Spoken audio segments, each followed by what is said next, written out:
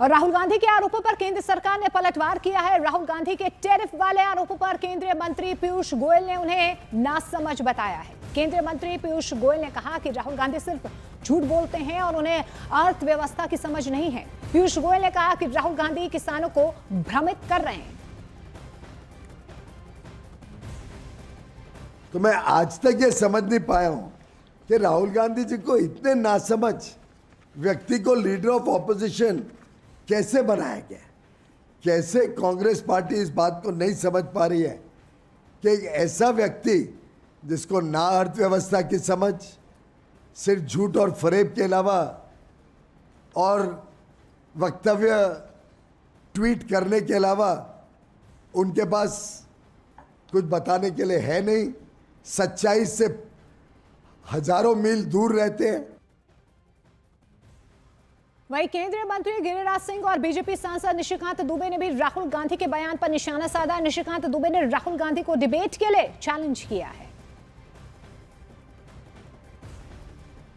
तो केंद्रीय मंत्री गिरिराज सिंह ने लिखा है कि जैसा कि हमेशा होता है, बिना तथ्यों को समझे गलत जानकारी फैलाई जा रही है। हकीकत यह है कि भारत ने यूएस के साथ कई देशों की तुलना में बेहतर डील की है। ऐसा समझौता जो उद्योग की वृद्धि को समर्थन देता है और किसानों के हितों की सुरक्षा भी करता है।